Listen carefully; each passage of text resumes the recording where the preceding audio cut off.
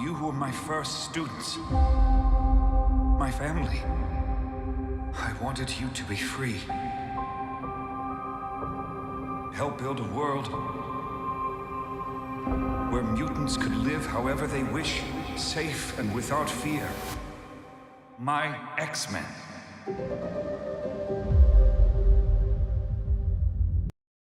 Marvel Studios earned the intellectual property rights to the X-Men after Disney acquired Fox in 2019, and since then the fans have been waiting anxiously for the X-Men to debut in the MCU.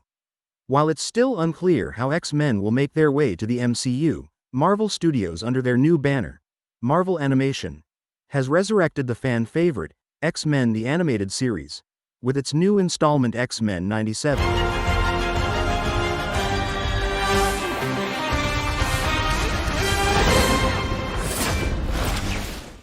Welcome back everyone. Before moving forward, please subscribe to the channel and hit the like button because X-Men are finally back, and they are better than ever. Episode 1 is titled, "To Me, My X-Men," in tribute to Professor X's infamous catchphrase from the comics, and it is essentially the X-Men's version of Avengers Assemble. Every episode welcomes the viewers with the nostalgic X-Men theme from our childhood, revamped by the Newton brothers that still feels the same. The makers stick with the original animation style, which is noticeably smoother this time around. What works in the favor of X-Men 97 is that it's free from the burden of tying into Marvel Studios' multiverse saga, allowing the show to stay faithful to both the comics and its predecessor. Make no mistake, X-Men 97 is not entirely a new storyline, rather it picks up where X-Men the Animated Series left off, technically making it Season 6 of the animated series. Fortunately, one does not need to watch the original series in order to understand the new one. Many of the original voice actors have returned to reprise their roles, which gives new heights to nostalgia. Why resist the inevitable? Lady, I got 6 reasons why. Episode 1 offers a bridge between the past and present. Xavier is gone, and his X-Men are trying to carry on his vision of peaceful human-mutant coexistence. Scott, aka Cyclops, is in a dilemma about whether he should continue leading the X-Men or leave to take care of Jean, who is pregnant.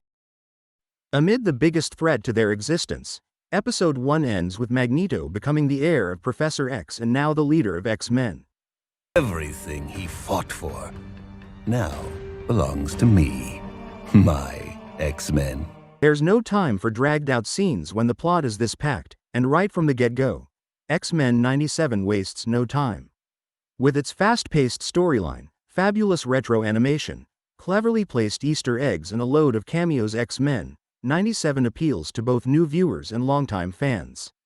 The show's fight scenes are an undeniable highlight, but it also borrows the interpersonal mutant drama from its predecessor, which fits perfectly into its super engaging deep storylines.